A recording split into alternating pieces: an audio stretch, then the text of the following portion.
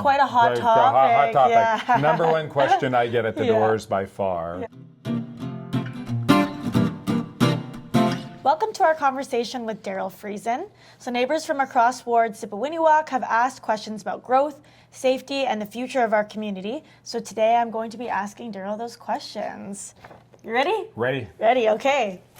So first question, regarding road closures, what are you going to do to ease the congestion during what seems to be quote unquote, very disorganized project management? I didn't call it that, someone else did. Someone else left you that question, not me. Well, sort of a very simple answer is one project at a time, right? Getting that project completed and then moving on to the next project. And I think we would all have that answer. At times you have to do more than one project. So what does that mean? Pick a project that has the least amount of impact or very minimal impact over the primary project. If you have two projects, and we've seen it, construction projects that are going on together, 87th Avenue, 95th Avenue, both at the same time, that have a major impact on all the schools and neighborhood. And those two should not happen at the same time. So I think timing and planning, and where do those two meet? And how can we help with strategy? That would be my hope. Yeah, absolutely. I mean, that sounds like good planning for sure. So next question. Many neighbors worry that infill projects change the look and feel of our streets. How would you ensure new developments fit the character of existing communities? I think this is quite a hot topic. Hot topic. Yeah. Number one question I get at the Yeah. doors by far Yeah. is this question around infill and making sure that the infill is thoughtful. What is happening now, we have irresponsible infill. One of the important things to do, I think, is look at the city, not with one brush, but look at it as a district. So there's many districts throughout the city.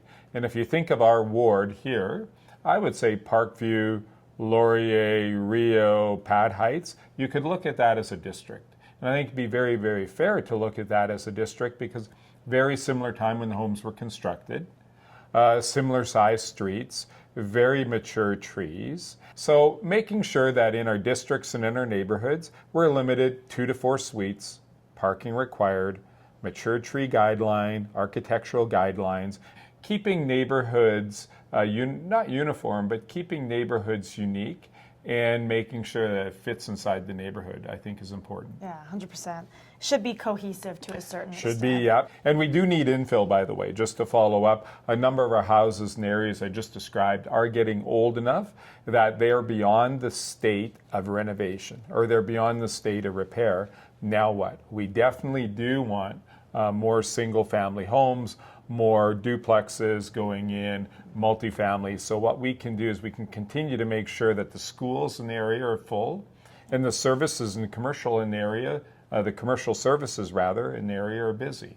Okay, awesome. Next question. So someone said, we're concerned about some very unsafe crosswalks in our or in our ward at main intersections.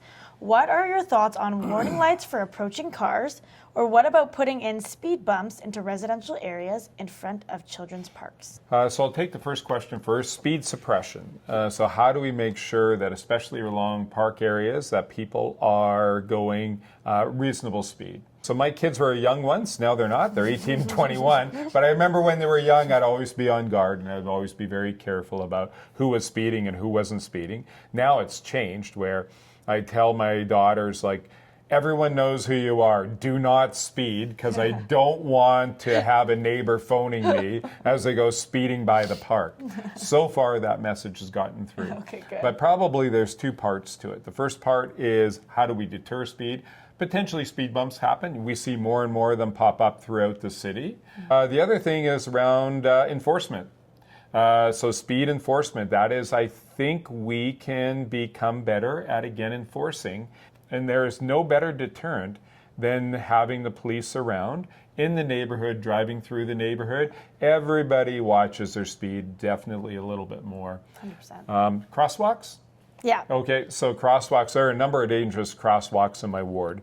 And I've gotten a chance to experience some of them as I've been putting out my signs, which is a necessary evil. So there are areas that are dangerous due to speed and where the crosswalks are not well marked. I think there's a number of things that we can do when it comes to crosswalk. Is it lit well enough? right? And then also, do we have warning lights? And what is the right amount of warning lights? So if we have lights up everywhere, warning lights, do we begin to tune them out? We have to make sure if we do put up warning lights that they're in the right place, they're at the right time, and they don't become just another part of the environment that we end up tuning out, because then it doesn't serve our purpose either. Yeah, when it starts to blend into everything. Blend into everything else. So thank you so much for watching again. And of course, if you have any questions, let us know. Great, thank you.